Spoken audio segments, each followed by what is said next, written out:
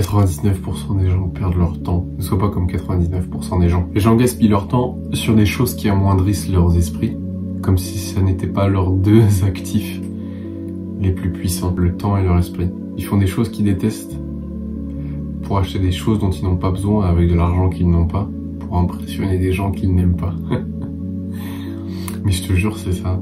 Je te jure, c'est ça, mec. Là, j'avais écrit ça hier. Ils vendent leur temps contre de l'argent au lieu d'utiliser leur cerveau pour créer de la richesse. Pour le peu qu'il leur reste, ils se font du mal avec les réseaux, scroll, la télé, les séries. Sans réaliser que le temps ne reviendra jamais, ils n'en font pas bon usage. Ils pourraient s'instruire, apprendre des nouvelles compétences, élargir leurs connaissances, pour mieux comprendre le monde, mais non.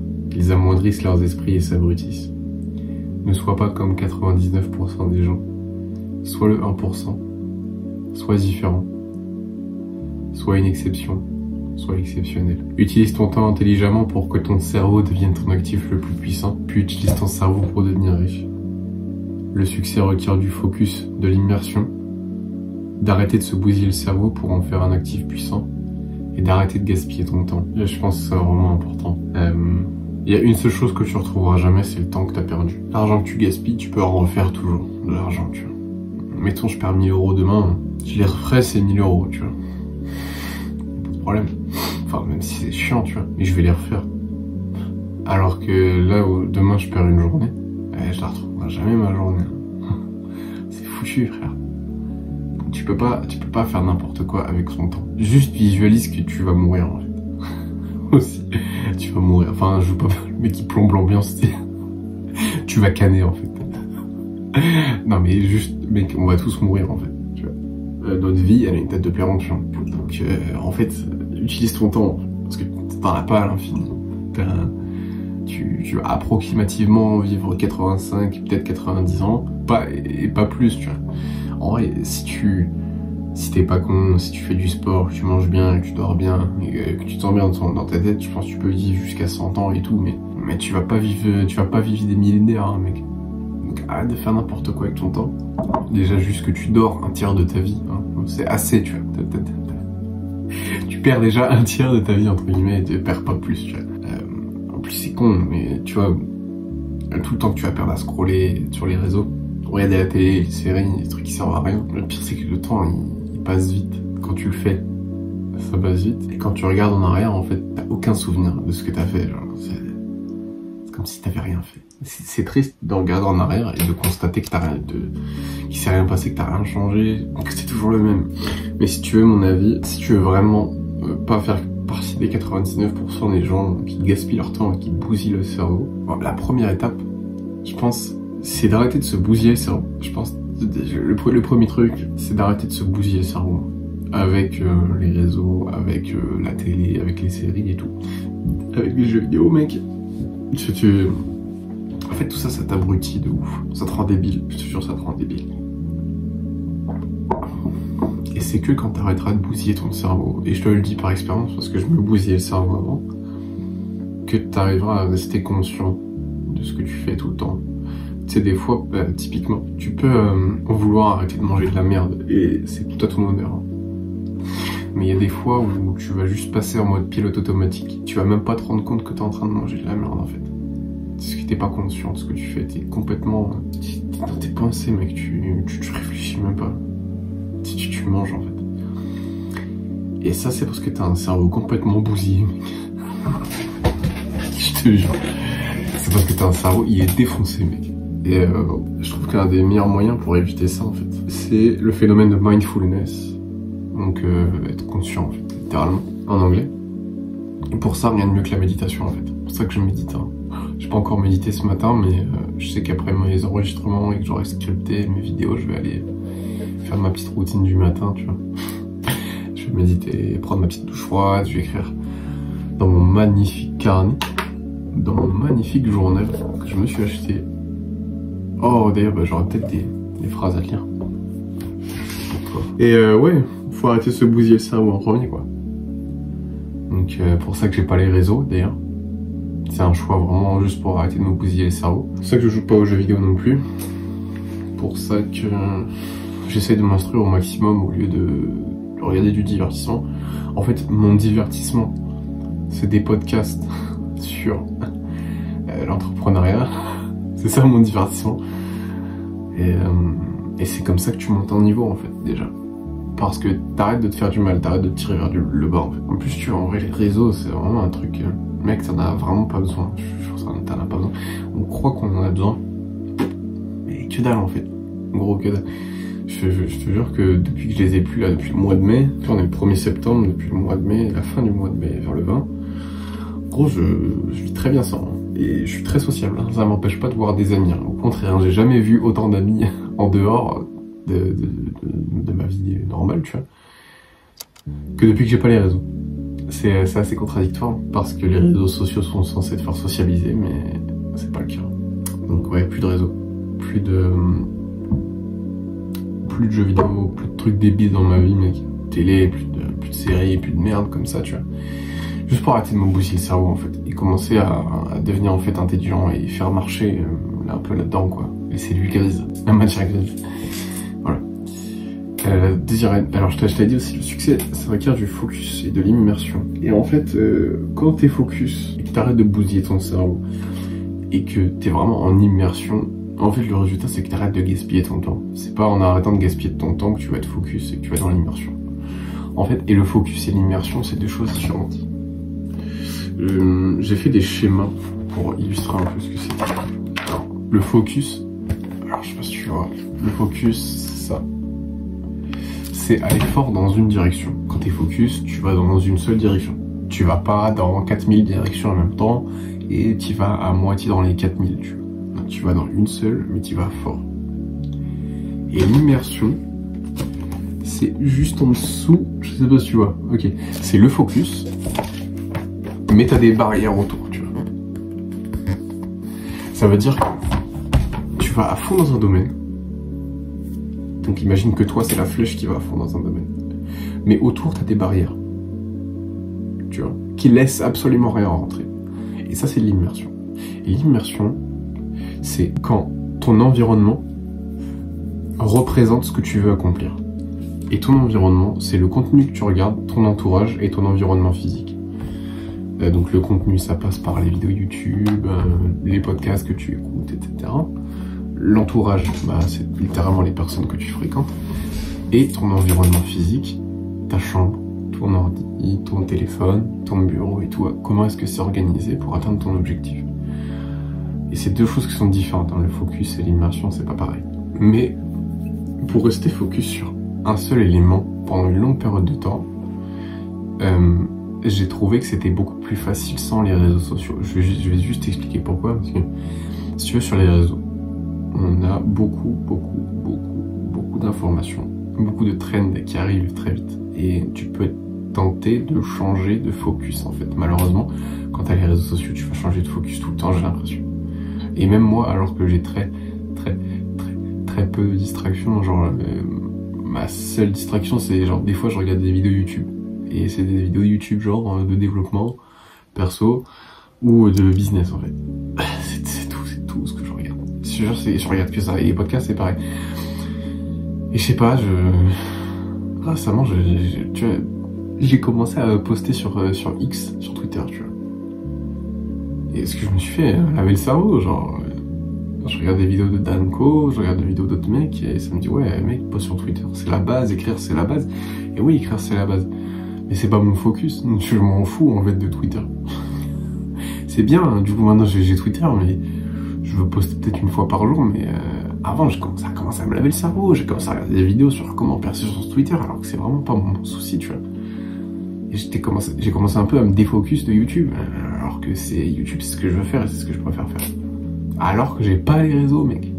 C'est juste, j'ai réussi à me faire distraire, tu vois. De mon focus, j'ai réussi à être défocus un peu. Donc réalise à quel point tu peux te faire défocus rapidement et juste réalise l'impact des réseaux sociaux sur ton focus. Donc pour rester focus, la première chose que je te dirais c'est enlever les distractions. Je fais une vidéo sur le focus macro et micro, comment rester focus sur le long terme. Je pensais que quand j'enregistrais la vidéo elle était vraiment bien, mais quand je l'ai regardée, j'ai commencé à la dérush. J'étais pas hyper satisfait du truc, mais bon, je pense que c'est normal. Mais du coup, je vais te résumer un peu les points. Genre, pour être focus niveau macro, c'est-à-dire sur le long terme et sur quelques éléments, je te parle pas du focus genre dans la journée quand t'es sur une tâche, hein. Je te parle vraiment sur le long terme du focus sur quelques éléments, sur une longue période de temps, pour avoir du résultat. Et ce que j'ai trouvé qui marche le mieux, on sait déjà, je t'ai dit, d'enlever les distractions. C'est la première étape, je pense. Mais c'est de trouver et de vraiment réfléchir au truc. Si j'améliore un domaine de ma vie à la fin de l'année, si là, le 31 décembre, je regarde en arrière et j'ai amélioré un seul domaine de ma vie et ça a apporté le plus de changements, lequel ça devrait être? Et moi, je sais que c'est YouTube. Je me suis posé la question plusieurs fois et à chaque fois, c'est YouTube. Tu vois, là, je sais que... Alors là, je me suis posé la question intérieurement. Et si j'y réfléchis, celui qui apporte le plus de changements, c'est YouTube. Si je peux vivre de YouTube, c'est celui qui m'apporte le plus de changements, en fait. Donc, je sais que c'est mon focus, en fait, tu vois. YouTube doit être mon focus. J'ai pas encore défini l'objectif précis sur YouTube, mais c'est YouTube. Et tu peux faire ce même travail. Tu peux te demander, c'est quoi le domaine de ma vie? Si je l'améliore, là, cette année, ça va être celui qui aura le meilleur retour sur investissement. Et tu vas penser à un truc, ou deux, mais souvent c'est un truc, et c'est celui-là que tu dois faire. Ça doit être ta priorité, ça doit être ton focus. Après, tu te poses la question, dans ce domaine-là, si dans 3 mois, je devais avoir atteint un objectif qui est réalisable, que je peux atteindre, mais qui va être dur, et qui me fait très envie, surtout qui me fait très envie, ça serait quoi? Tu te poses la question, par exemple, si je prends l'exemple de YouTube, moi là j'ai bientôt 1000 abonnés, ça peut être à la fin de l'année, avoir 10 000. Bon, c'est énorme, c'est énorme, mais c'est faisable, tu vois, et tu te fixes l'objectif en fait.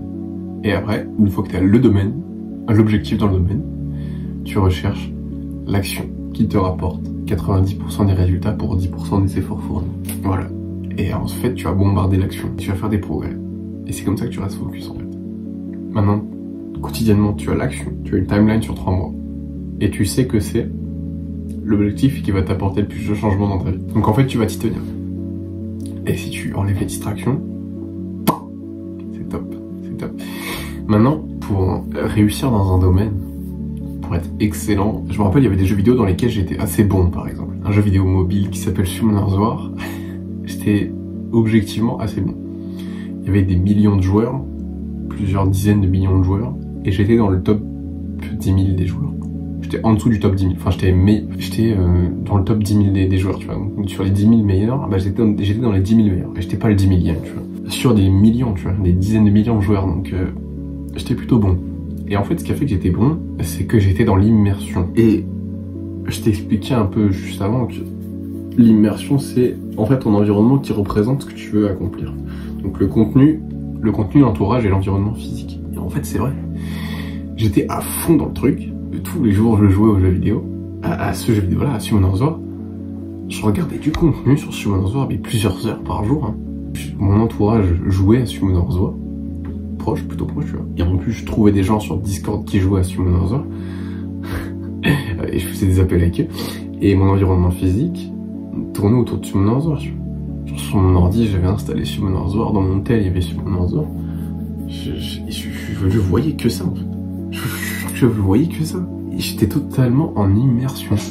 Et du coup, je suis devenu assez bon. Je suis arrivé dans le top 10 000, alors qu'il y avait plusieurs dizaines de millions de joueurs. Je crois qu'il y a 200 millions de joueurs, je crois. Pas actifs tous les jours, mais il y en avait 200 millions.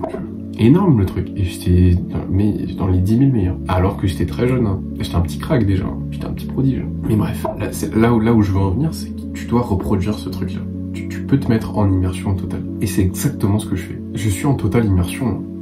Et si tu veux réussir dans un domaine, je pense que c'est le meilleur moyen. On donne souvent le conseil pour apprendre une langue d'aller dans le pays, d'aller dans l'immersion. Aller dans le pays où ils parlent la langue, c'est pas pour rien. C'est parce que ça va te forcer à survivre en fait.